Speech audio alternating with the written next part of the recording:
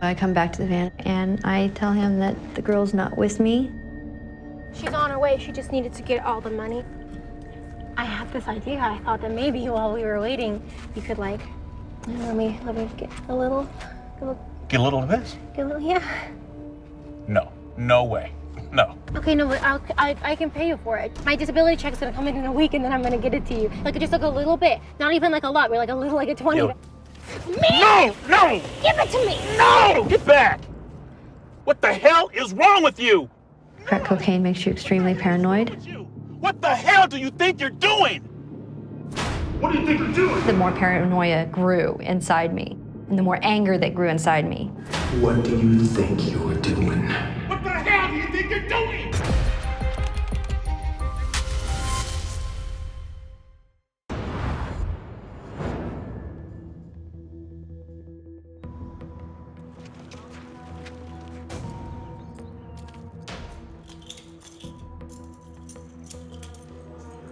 Whenever I was first driven to the facility, it was very, very scary.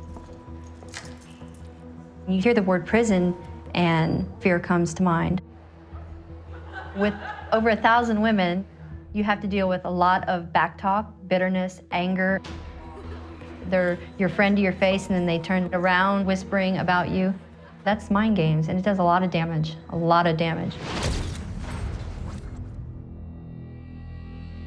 25 years is not enough for me.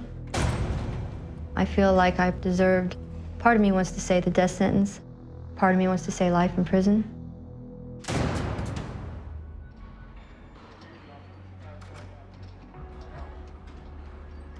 There's several different crimes the women have committed in these rooms. Mine is a violent crime. There's a lot of other violent crimes here. Probably a good portion of the women here do know the crime that I've committed. I don't tend to hide it from people, but I don't go announcing it either because I don't want anybody to think that I'm proud of what I've done or that I'm glorifying it in any way possible. I want them to see how it can go from some sort of a normal life to living a decade in prison. My crime is one of the worst there is. On a scale of 1 to 10, it's off the scales.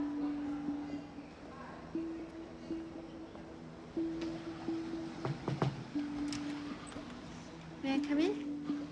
My concern is that my paranoia is skyrocketed. You need to identify what you can control and what you can't control. So what steps have you taken to try and forgive yourself?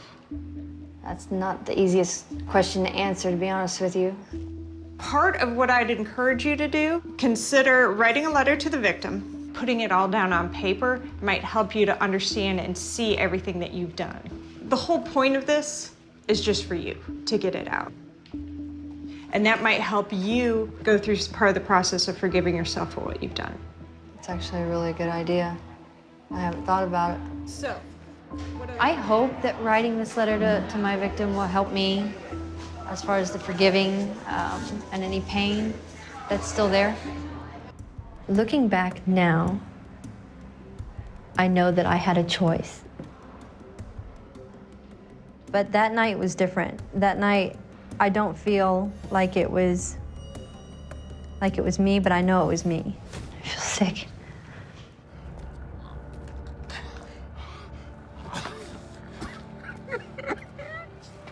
No, Joe, please. He says, Jodie, can I tell you something before I die? Tell you something. What? I would have given you the drugs. His last words were, I would have given it to you. As sick as it sounds, I wanted to end his suffering because I knew he was dying. And that's when I cut his throat. Sick as it sounds, I slashed his throat so he wouldn't suffer anymore for what I did.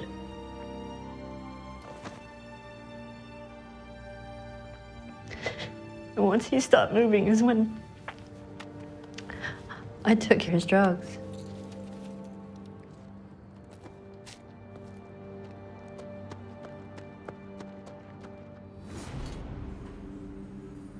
I think about my victim a lot. If I would have just let him run away that night, my life would be very, very different today. The prosecution offered me a plea of voluntary manslaughter. So I took the plea, the very first and only plea that they gave me, and the judge gave me 25 years, and I was willing to take it. I deserved it. I don't know why this happened to you and I, but I know that I've been living a nightmare since this happened. One that will not end until I stop breathing. I'm so sorry you met me. And there's no words to say how sorry I am to you, your loved ones, as well as mine. How sorry I am for taking your life.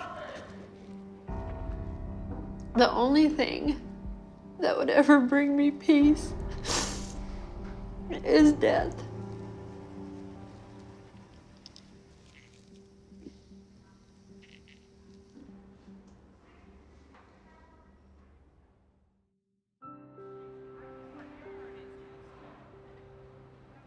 I'm in a lot better place right now. I've done this letter exercise, and I think it's helping me with the self-forgiveness. All that I need to do is just accept the fact that it's a choice to forgive myself. As soon as I can get over that little bump in the road, then I think I'll be in the home stretch.